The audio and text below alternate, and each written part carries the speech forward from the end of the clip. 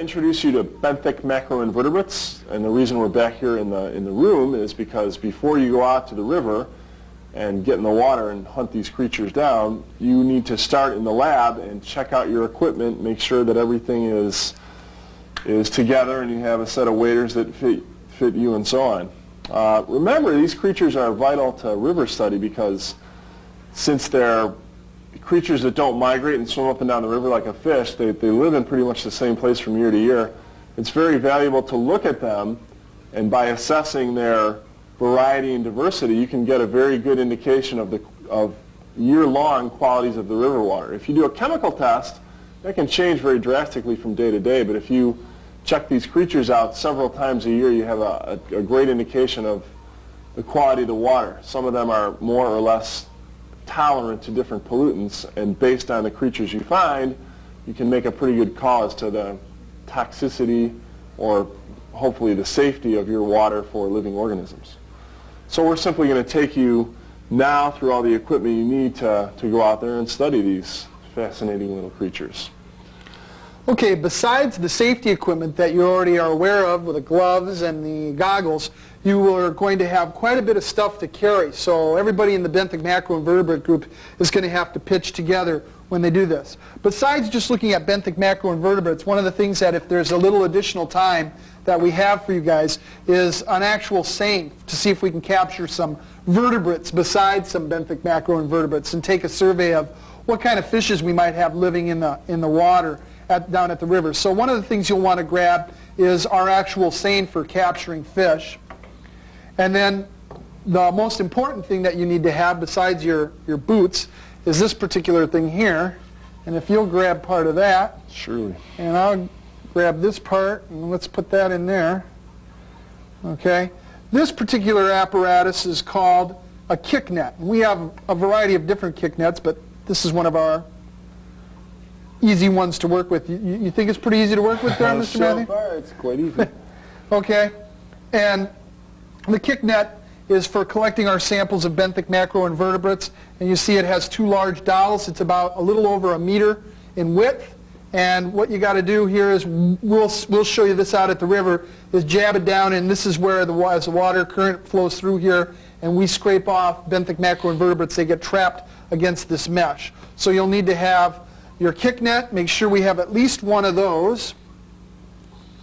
And then once you've collected your samples, you'll have these sample trays that you'll put your individual organisms in, and a couple of turkey basters. And the reason why we have the turkey basters is you can snatch up the organisms real easy with that. And what else do you need to tell them that we have besides that? We're going to have a couple of meter sticks that you will use with your kick net to it's kind of hard to measure in the water, but you'll use these to get an idea of a square meter of river bottom that you will sample into the kick net. So you need a couple of meter sticks. The next item here, both for macroinvertebrates and some occasional vertebrates, is called a D-net, named for its D-like shape. Thank you. So what you're going to do here, and we've had a lot of good luck with this, you're going to scour the, oopsie, don't take the D-net off the pole, by the way. You're going to scour the river bank for creatures that live in and around the bank, because they'll be a little different than the river bottom ones. You basically scrape the bank in the water and scoop it up and check to see what you got in your net. Again, a general overall survey of the creatures living in the area. Want to do the boots? Yeah, well, finally, I think the one thing that you need to be aware of is you're going to be getting in the water. You're the benthic macroinvertebrate group, and you've got to survey the organisms that are there, and you've got to get in the water. We have several types of waders. We have hip waders, and then we have the chest waders. And you and your partners during the week of preparation before we go out can make sure that you have the ones that fit. We have about 8 pairs of waders for you to try on and find the ones that fit you the best. Make sure that if you have a pair of chest waders, you also have the suspenders that come with them to hold them into position. Because if you don't, you're going to find that it's very difficult to keep them up and grab the D-net or grab the kick net. So make sure you have the suspenders. And when you get back, the last thing I'd like to say is when you get back that you clean everything up and make sure you come back with what you went out there with. Right, Mr. Matthew? Absolutely. We've got a lot of equipment invested here, so just take care of it. Okay, so we'll see you down at the river for the rest of the BMI testing. Here we are in the water ready to start collecting critters. you kind of know what you're doing with benthic macros now. Now we're going to get to the nitty-gritty. We're going to take 3 1 square meter samples. You've done sampling in places like the prairie and perhaps in a forest, or you can even do it in the water. So we want to take a square meter of river bottom and collect all the creatures we can from that, all the macroinvertebrates. The net is 1 meter wide. So what I need to do is make a eyeball out a square on the bottom, and again, we want to be as precise as we can, so I'm going to take my meter stick and lay it in the water. And you can reach down and grab a rock or a twig or something and kind of mark off an area. So the bottom of this rock is nice and white. And maybe one on the other side. It doesn't have to be perfect, but it's better than just wild guessing. And do the same over here. Remember, when you collect this data, you're going to collect it 3 times from 3 different samples. And as the stat manual says, you want to do it in a riffle. So if you see the area we're in right now, it's a very rocky bottom part of the stream where benthic macroinvertebrates tend to live. So what we're going to do is to get them off the bottom, and we basically are going to kick up the rocks, turn them over, and scrub them off.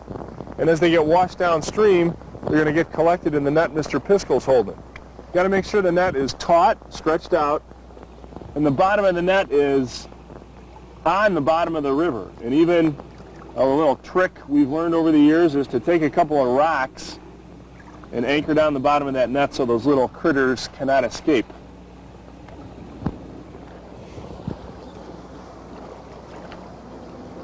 So I'm just going to basically stir up the water as best I can, and they'll get washed loose from the rocks. You might have to do this in water that's fairly deep. At this time of the year, it's pretty shallow. You might be in up to your knees sometimes. It's a little trickier. You might even want to reach down, grab some of the bigger rocks, lift them up, turn them over, and rub them, as Mr. Matthews is doing, to loosen off any benthic macroinvertebrates that might be stuck to the bottom. And you want to be as thorough with this as possible. Try and get every rock, every possible rock that you can. And little critters will be washed free, and with the current, they'll float downstream and get trapped in our kick net. You're not really doing them any harm. You're just going to collect them and look at them and put them back, and they'll find another rock to live on pretty easily. Remember, this is a great indication of the long-term health of the river. Getting an index of the creatures that live here. Got some big rocks here.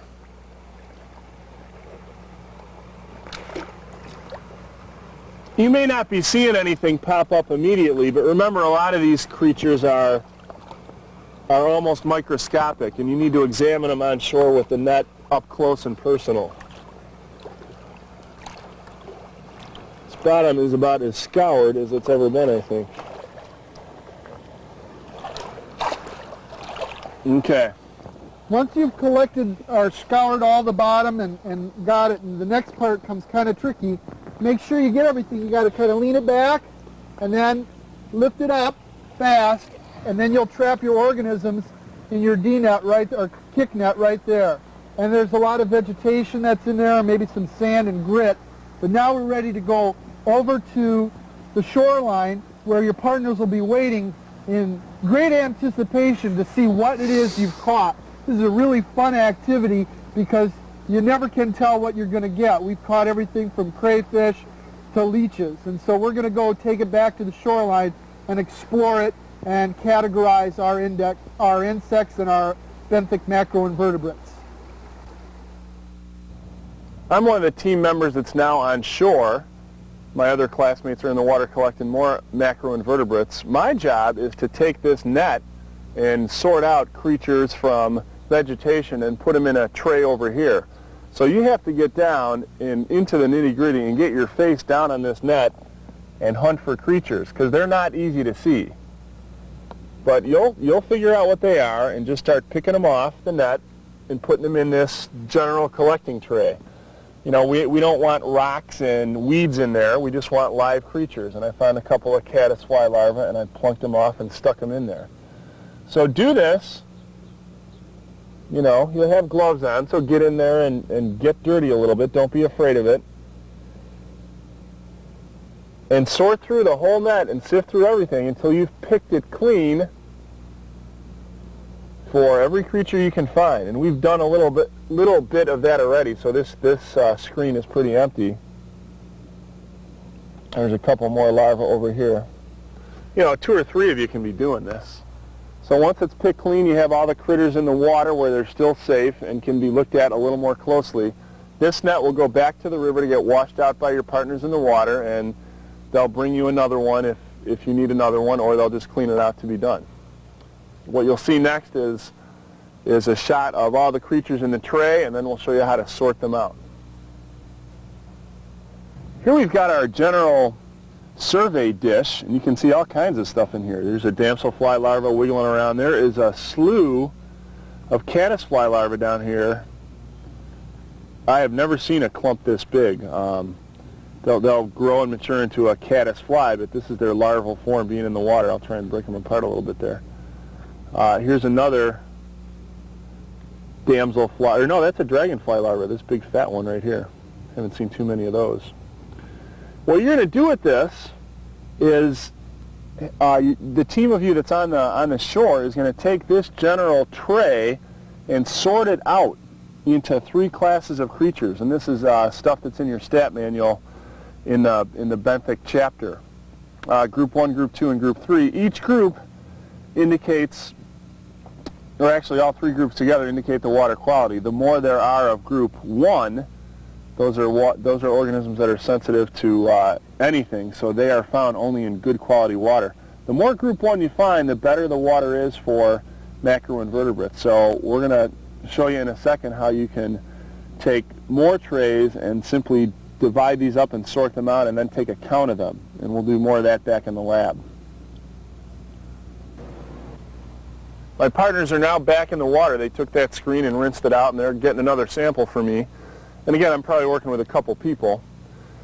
And just like you picked organisms off the net, you're now going to pick them out of here based on what group they belong in. I've got, just like the stat manual says, I've got Group 1, Group 2, and Group 3 creatures. And do you have to memorize them? No, you're going to have to keep sticking your face in your manual and finding out where they belong. And you can reconfigure them as you need to. So I'm going to hunt in here, and I see a dragonfly larva right off the get-go, and I'm going to grab him with my turkey baster, high-tech equipment here. He's a Group 2. He's in there.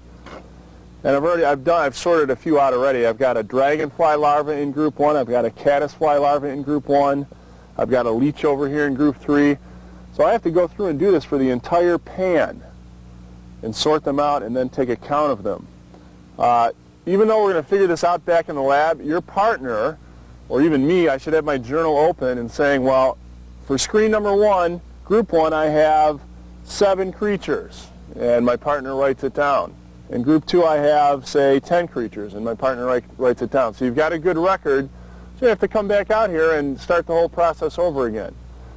So once you're done with these guys, and you've recorded them, remember to treat them humanely, put them back in there, or leave them in their pans, and put them back in the water. You don't have to put them back under the rock, just slowly spill them back into the river so they can go back to their little home, and we haven't disturbed them. If you happen to find something that's really exotic and you're not sure what it is, ask Mr. Piskel or myself just to double check. We have some alcohol collection bottles. So you're going to take some alcohol, put it in a bottle, and put the creature in there. It will kill the creature, unfortunately, but we need a collection back in the room of creatures so you're familiar with what to look at. So don't do that unless you're told to, however. We'll find a unique thing once in a while and put it in alcohol, but everybody else, every other creature, goes back in the water.